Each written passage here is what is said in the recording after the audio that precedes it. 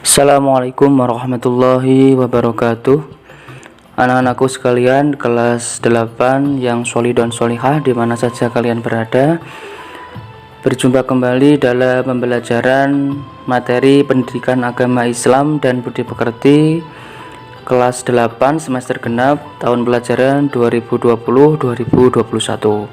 Bagaimana kabarnya hari ini? Alhamdulillah, semoga anak-anak selalu dalam lindungan Allah Subhanahu wa Ta'ala, selalu diberikan kesehatan jasmani maupun rohani. Alhamdulillah.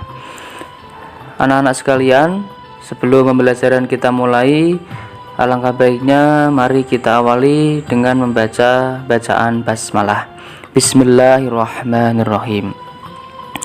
Anak-anak sekalian yang berbahagia, tujuan pembelajaran pada pertemuan kali ini diharapkan setelah anak-anak mengikuti pembelajaran hari ini, anak-anak mampu menjelaskan kisah perjuangan dakwah 25 Rasul dengan benar, yang kemudian menjelaskan hikmah dari kisah perjuangan dakwah 25 Rasul Allah Subhanahu wa Ta'ala. Anak-anak sekalian, mari kita awali kisah dakwah 25 Rasul. Yang pertama adalah Nabi Adam alaihissalam, manusia pertama yang diciptakan oleh Allah sekaligus Nabi pertama di muka bumi. Nabi Adam diciptakan dari saripati tanah yang kering yang berasal dari lumpur hitam. Pada mulanya Adam tinggal di surga dan Allah menciptakan Hawa untuk menemaninya. Namun mereka kena tipu daya dan dusta setan. Mereka memakan buah yang terlarang. Akhirnya mereka diturunkan ke bumi. Peristiwa ini menjadi pelajaran yang sangat berharga untuk kita, bahwa setan itu selalu menginginkan manusia terjerumus dalam kesesatan. Maka berhati-hatilah terhadap segala tipu daya setan. Yang kedua, Nabi Idris alaihissalam, keturunan ke-6 dari Nabi Adam alaihissalam. Beliau adalah manusia pertama dari keturunan Nabi Adam yang menjadi utusan Allah. Nabi Idris berdakwah untuk meluruskan kembali agama Allah, mengajarkan tauhid, mengajarkan keesaan Allah, beribadah dan menyembah hanya kepada Allah. Keterangan mengenai Nabi Idris disebutkan dalam Quran surat Maryam ayat 56 sampai 57, yang artinya sebagai berikut: dan ceritakanlah hai Muhammad kepada mereka kisah Idris yang tersebut di dalam Al-Quran.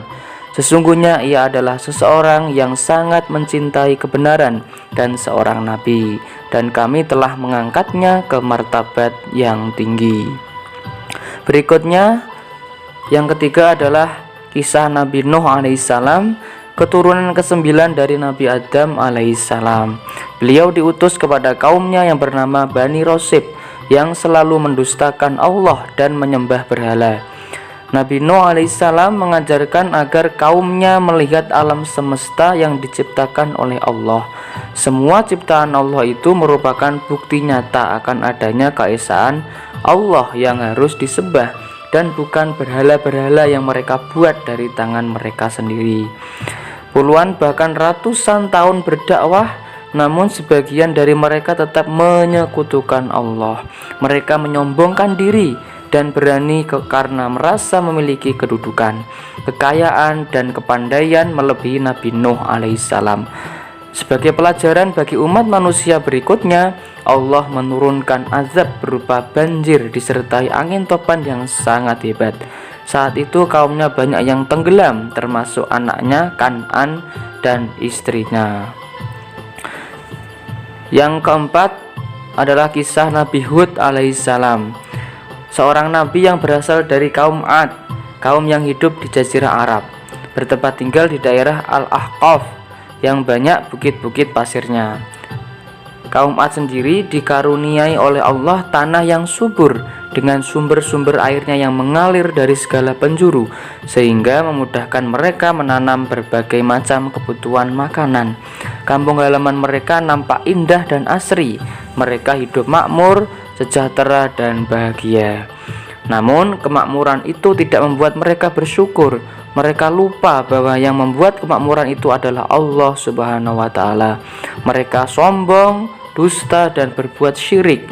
Kemudian Allah mengirimkan azab berupa angin dingin yang sangat kencang disertai petir yang menyambar-nyambar, sehingga azab tersebut memusnahkan mereka. Yang kelima adalah Nabi Shaleh alaihissalam diutus oleh Allah untuk kaum Tsamud. Beliau diangkat menjadi nabi pada tahun 2100 sebelum Masehi. Kaum Tsamud tidak mengenal Tuhan. Tuhan mereka adalah berhala-berhala yang mereka sembah dan puja. Mereka tidak dapat melihat atau memikirkan lebih jauh dan apa yang dapat mereka jangkau dengan panca indera. Untuk meyakinkan umatnya, Nabi Shaleh diberi mukjizat berupa seekor unta betina yang dikeluarkan dari celah batu dengan izin Allah. Peristiwa ini untuk menunjukkan kebesaran Allah kepada kaum Tsamud. Tapi malangnya, mereka masih mengingkari ajaran Shaleh. Mereka malah justru membunuh unta betina tersebut. Ini menunjukkan bahwa mereka sangat sombong, sangat ingkar kepada Allah. Kemudian Allah mengirimkan azab berupa suara gemuruh disertai gempa yang luar biasa, sehingga memusnahkan semuanya. Nauzubillah min dzalik. Yang keenam adalah Nabi Ibrahim alaihissalam yang memiliki gelar Khalilullah, artinya kekasihnya Allah. Ia diangkat menjadi nabi yang diutus kepada kaum Khaldan yang terletak di negeri Ur, yang sekarang dikenal sebagai Irak. Dikisahkan bahwa Raja Namrud merupakan raja yang sangat cerdas, sehingga membuat ia sombong dan mendustakan Allah. Dia memaksa dan membohongi rakyatnya untuk menyembah dirinya dan berhala. Kemudian Allah mengutus Rasul yang sangat cerdas, melebihi kecerdasan Raja Namrud, hingga Nabi Ibrahim berhasil membuka pikiran rakyatnya di kerajaan tersebut, sehingga mereka banyak yang kembali beriman kepada Allah. Ibrahim merupakan sosok teladan utama bagi umat Islam dalam berbagai hal. Beliaulah yang membangun Ka'bah bersama anaknya Ismail sebagai rumah ibadah. Adapun batu untuk berpijak pada saat pembangunan Ka'bah dikenal dengan Maqam Ibrahim. Nabi yang ketujuh, kisah dakwahnya tentang Nabi Lut alaihissalam, diutus oleh Allah kepada kaumnya, yaitu kaum Sadum. Kaum ini perilakunya sangat melewati batas. Mereka memiliki kebiasaan berhubungan seksual dengan sesama jenis. Mereka senang melakukan kejahatan-kejahatan, perampokan, serta pembunuhan. Kemudian Allah mengutus Nabi Lut untuk mengajak mereka kembali ke jalan yang benar. Akan tetapi kaum Sadum tidak menggubris dakwah Nabi Lut. Mereka tetap pada pendiriannya. Akhirnya Allah memberikan azabnya berupa hujan batu dari tanah yang panas. Yang kedelapan, kisah dakwah Nabi Ismail alaihissalam adalah seorang nabi yang sangat sabar, nabi yang sangat penyantun serta berhati lembut, dan beliau selalu menepati janjinya. Sebagaimana firman Allah dalam surat Maryam ayat 54, Bismillahirrahmanirrahim. Wadhkur fil kitabi Ismail innahu kana shadiqal wa'di wa kana rasulan nabiyya. Artinya, dan ceritakanlah Muhammad kisah Ismail di dalam kitab Al-Quran. Dia benar-benar seorang yang benar janjinya, seorang nabi dan seorang rasul. Yang kesembilan, kisah dakwah Nabi Ishak alaihissalam.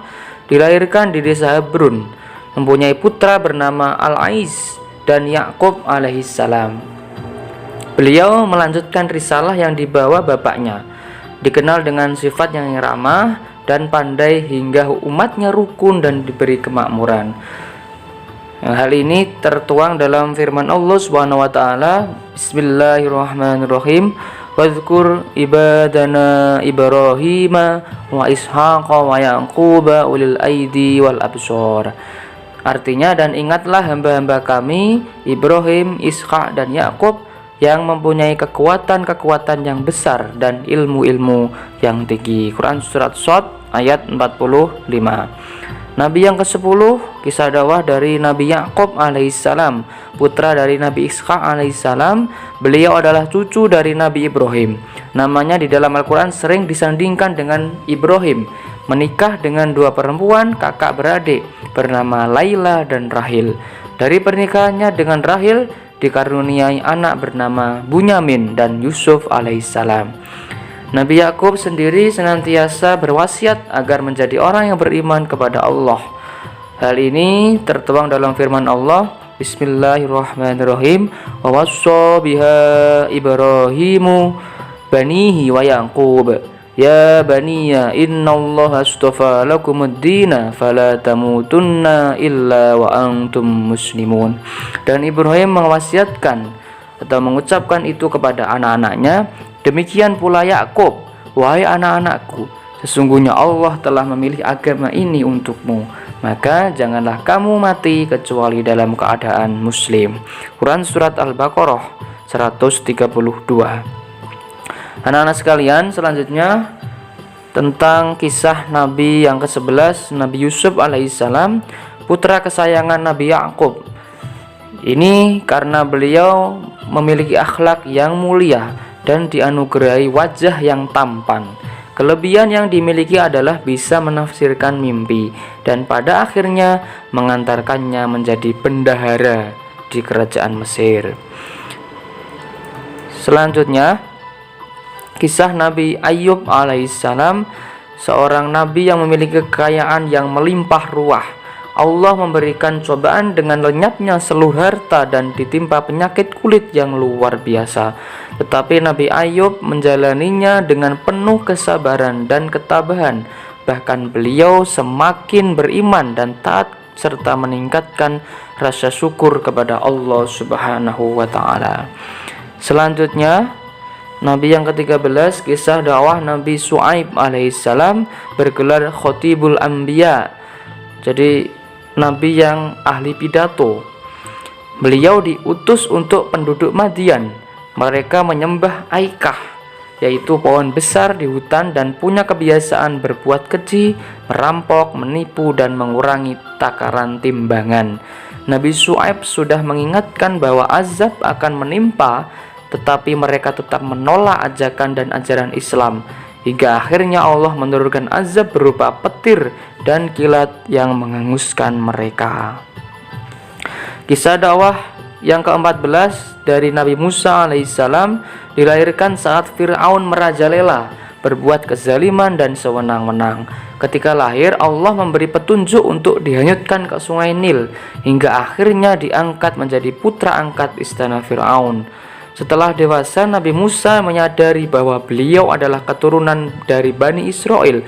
Kemudian Musa ingin menyelamatkan kaumnya dari perbudakan kerajaan Fir'aun. Setelah menerima petunjuk dari Allah, akhirnya Musa memantapkan hati untuk pergi ke kerajaan Mesir guna berdakwah kepada Raja Fir'aun. Selanjutnya, kisah Nabi yang ke-15, Nabi Harun alaihissalam, seseorang nabi yang soleh, berhati lembut, yang mengemban risalah kenabian bersama Nabi Musa alaihissalam. Mereka diutus untuk kaum Bani Israel. Nabi Harun adalah seorang nabi dan rasul sebagaimana firman Allah, Bismillahirrahmanirrahim. Wa wahabna lahu mir rahmatina akhahu Haruna nabiyya.